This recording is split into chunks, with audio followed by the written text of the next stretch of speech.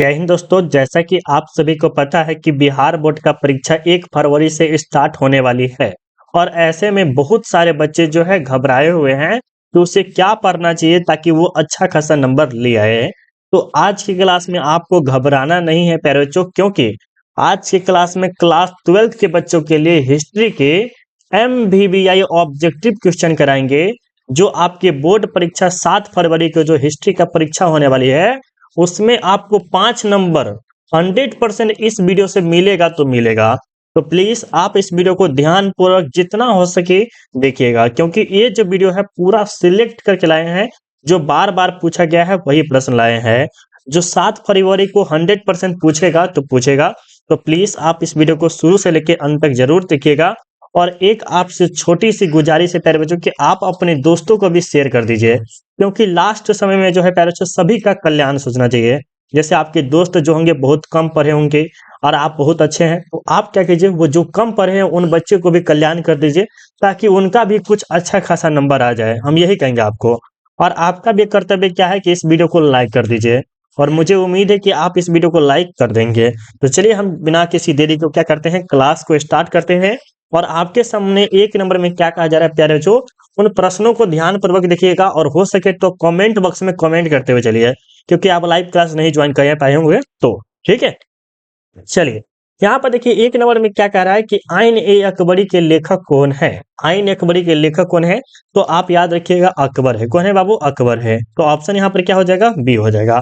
पूछा जाएगा कि अकबरनामा के रचयिता कौन है। अकबर क्या है, अकबरनामा। अकबरनामा के रचयिता कौन है, ये जो है अब्दुल फजल है। कौन है प्यारे बच्चों, अब्दुल फजल। फटाफट जो जो पॉइंट हम बोलते हैं उसे भी नोट करते हुए चलिएगा।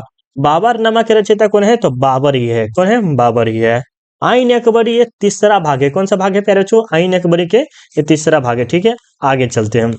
दूसरा प्रश्न में क्या कह रहा है प्यारे बच्चों, दूसरा प्रश्न में देखिए क्या कह रहा है कि आइन अकबरी कितने भागों में विभक्त है।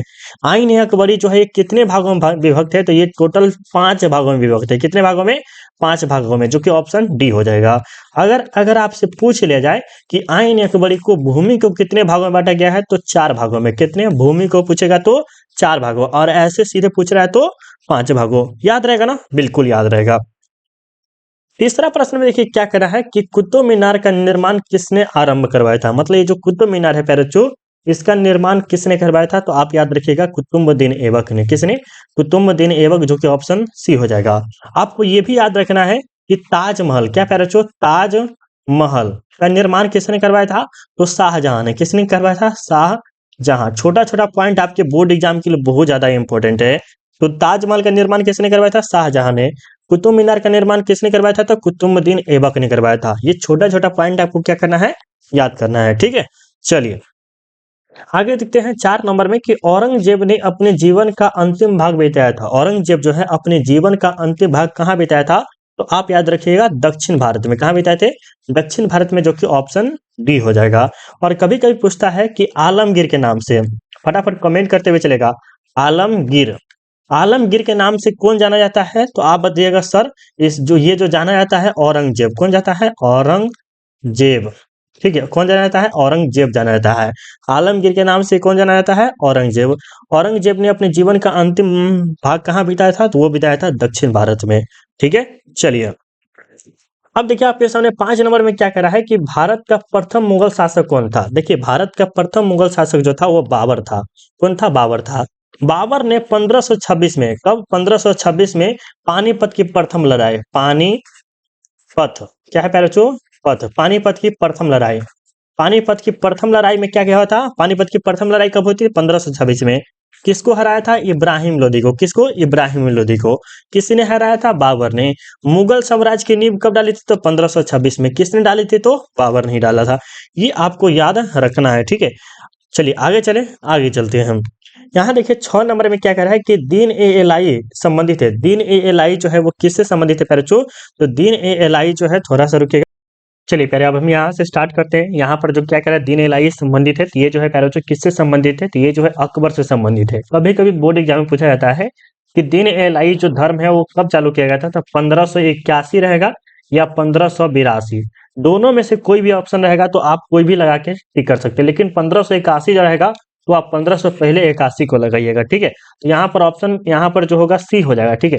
और ये भी पूछा जाता है कि दीन ए इलाही जो धर्म है कब चलाया गया था, तो ये जो है 1581 में चलाया गया था, जो कि सफल नहीं रहा। अकबर के द्वारा चलाया गया था, जो कि सफल नहीं रहा, ठीक है। ये याद हो गया ना, बिल्कुल याद हो गया होगा। देखिए 4 नंबर में क्या कह रहा है प्यारे बच्चों, सॉरी 7 नंबर में, कि भारत का अंतिम मुगल शासक कौन था। देखिए भारत का अंतिम मुगल शासक जो था वो था बहादुर शाह जफर। कौन था? बहादुर शाह जफर। और प्रथम कौन था? बाबर था। ये आप सबको पता होगा। सबसे ज्यादा जो शासन किया था वो कौन किया था? अकबर ने किया था। क्योंकि अकबर के समय में जजिया कर, जो कि 1564 में किया गया था, समाप्त किया गया था। उन्होंने तीर्थकर यात्रा समाप्त किया। बहुत सारे जो है उन्होंने समाप्त किया था। कौन? अकबर ने। और अकबर एक अच्छा खासा शासक भी माना जाता है अपने समय के लिए, ठीक है। तो ये भी आप याद रखिएगा, छोटा सा पॉइंट। आगे देखिए 8 नंबर में क्या कह रहा है कि गोपुरम का संबंध है। गोपुरम का संबंध जो है प्यारे बच्चों मंदिर से है। किससे है? मंदिर से है। ऑप्शन सी हो जाएगा, ठीक है। यहाँ पर कभी कभी पूछा जाता है कि गोपुरम के सॉरी विजयनगर साम्राज्य के 2 मंदिर के नाम बताइए। सब्जेक्टिव में पूछेगा तो एक बताइएगा हजारा मंदिर। कौन बताइएगा?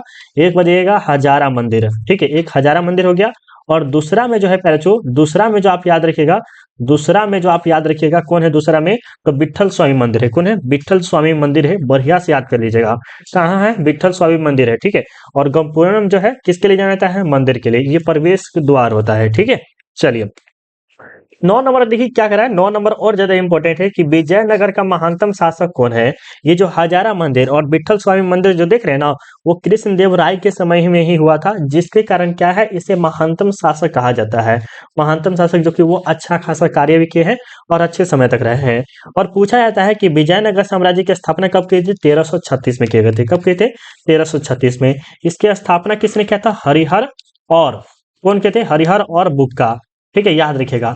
अच्छा, जब विजयनगर की स्थापना हुई प्यारे बच्चों, जब विजयनगर साम्राज्य की स्थापना हुई थी, तब मुगल सम्राट कौन था? तो मोहम्मद बिन तुगलक था। कौन था उस समय? मोहम्मद बिन तुगलक था। जिससे अलग होकर विजयनगर साम्राज्य की स्थापना किसने की थी? हरिहर और बुक्का ने करवाया था। याद रखिएगा। ये जो हरिहर और बुक्का जो है, ये दोनों के दोनों भाई किस वंश के थे? तो संगम वंश के थे। किस वंश के थे? संगम वंश थे। छोटा छोटा पॉइंट आपको बोर्ड एग्जाम में अच्छा खासा नंबर दिलाने से कोई भी नहीं रुकेगा। और हम ये 5 नंबर बोले हैं, फिक्स है तो फिक्स है 100%। इससे कोई नहीं रोक सकता है। यहाँ ब्रह्मा विष्णु महेश कोई भी आ जाएगा, कभी भी नहीं रोक सकता आपके बोर्ड एग्जाम में 5 नंबर आने से इस वीडियो से, ठीक है। ऊपर आएगा मंजूर, लेकिन कम नहीं आएगा। 10 नंबर देखिए क्या कह रहा है कि हम्पी नगर किस साम्राज्य से संबंधित है। तो ये जो है प्यारे बच्चों विजयनगर साम्राज्य से संबंधित है। कभी कभी पूछता है प्यारे बच्चों कि बहमनी साम्राज्य की स्थापना कब हुई थी? 1347 में। कब हुई थी? 1347 में। अब आपके सामने मौर्य साम्राज्य है, गुप्त साम्राज्य है, और विजयनगर तो आपको पता है 1336 में हुआ था, ठीक है। चलिए तो 11 नंबर देखिए क्या कह रहा है कि प्रसिद्ध विरूपाक्ष मंदिर कहाँ है। प्रसिद्ध विरूपाक्ष मंदिर जो है कहाँ है? हम्पी में है। हम्पी की राजधानी कहाँ है? तो विजयनगर है। हम्पी की राजधानी कहाँ है प्यारे बच्चों? विजयनगर। बोर्ड एग्जाम में बड़ा पूछा जाता है कि हम्पी की राजधानी कहाँ है? तो विजयनगर है, ठीक है। चलिए अब देखिए 12 नंबर में क्या कह रहा है कि आयंगर व्यवस्था संबंधित है। आयंगर व्यवस्था संबंधित है, तो ये जो है प्यारे बच्चों विजयनगर साम्राज्य से संबंधित है। पूछेगा कि मुगल साम्राज्य की स्थापना कब हुई थी? 1526 में। कब हुई थी? 1526 में मुगल साम्राज्य। विजयनगर साम्राज्य की स्थापना कब हुई? 1336 में। बहमनी साम्राज्य के 1347। आपको हम बढ़िया से समझा रहे हैं ताकि आपको बोर्ड एग्जाम में अच्छा खासा नंबर लाने से कोई नहीं रोकेगा यहाँ पे, ठीक है। और दिल्ली सल्तनत 1206 में। ये टोटल के टोटल आप याद रखिएगा, अच्छा खासा नंबर यहाँ से भी पूछा जाता है। 13 नंबर में पूछा जाता है कृष्णदेव राय किस वंश का राजा था। कृष्णदेव राय जो है प्यारे बच्चों किस वंश का राजा था? ये जो था किस वंश का? टोलो वंश का। बिल्कुल सही होगा। रामानंद के शिष्य कौन थे? रामानंद के जो शिष्य थे प्यारे बच्चों, रैदास में थे, कबीर थे, धन्ना एवं पेपा थे। इनमें से सभी के सभी क्या थे? रामानंद के शिष्य थे।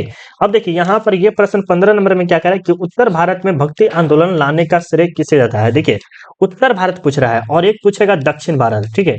एक पूछेगा दक्षिण भारत। दक्षिण भारत में जो है चैतन्य महाप्रभु कौन है? बंगाल के चैतन्य महाप्रभु ना, कौन है? चैतन्य महाप्रभु। दक्षिण भारत में चैतन्य महाप्रभु। और उत्तर भारत में जो है रामानंद। रामानंद जो कि ऑप्शन ए होगा। सबसे पहले हिंदी का प्रयोग क्या पहले जो हिंदी का प्रयोग किसने किया था? सबसे पहले हिंदी का प्रयोग किसने किया था? तो रामानंद ने ही किया था। किसने? रामानंद ने ही किया था, ठीक है। तलवंडी किसका जन्म स्थान है? तलवंडी किसका स्थान है? तो गुरु नानक जी का है। किसका है? गुरु नानक जी का। ऑप्शन बी हो जाएगा। क्या हो जाएगा? बी हो जाएगा। आगे चलते हैं 17 नंबर में क्या कह रहा है कि इब्न बतूता किस देश का निवासी था। इब्न बतूता जो है पहले तो वो किस देश का निवासी था? तो ये जो था मोरक्को का निवासी था। कहाँ का? मोरक्को का निवासी था, जो कि ऑप्शन बी हो जाएगा। इन्होंने कौन सी रचना की है, ये भी आपको याद रखना है। चलिए यहाँ पर एक छोटा-छोटा पॉइंट अब यहाँ से नोट कर लीजिएगा पहले। जो पहला पॉइंट ये है, तो आपको सबसे पहले कि इब्न बतूता किस देश का था? तो मोरक्को का था, ठीक है। उन्होंने क्या लिखा था प्यारे बच्चों, ये भी आपको याद रखना बहुत ज़्यादा ज़रूरी है। तो उन्होंने जो लिखा है प्यारे बच्चों, उन्होंने जो लिखा है रेहला लिखा है। क्या है? किताबुल रेहला। क्या लिखा है? किताबुल रेहला या किताबुल रेहला, ठीक है। ये कब आए थे? दूसरा प्रश्न पूछेगा तो 14वीं शताब्दी में। कब आए थे? 14वीं शताब्दी में। तीसरा प्रश्न आपको ये भी पूछ सकता है, तीसरा प्रश्न ये नहीं पूछेगा, बस इतना याद रखिएगा कि इब्न बतूता किस देश का निवासी था? मोरक्को का था। इन्होंने कौन सी पुस्तक लिखी है? तो किताबुल रेहला लिखा है। क्या लिखा है? किताबुल रेहला। ये कब आए थे? तो 14वीं शताब्दी में। अब अल बरूनी के बारे में भी पूछता है। अल बरूनी, अल बरूनी के बारे में आपको भली भांति परिचित होना चाहिए। तो अल बरूनी किस शताब्दी में आए थे? तो 11वीं शताब्दी में आए थे। कब आए थे? 11वीं शताब्दी में। 11वीं शताब्दी में, ठीक है। उन्होंने क्या लिखा है? तो किताब उल हिंद लिखे हैं। क्या लिखे प्यारे बच्चों? किताब उल हिंद की रचना किसने किया है?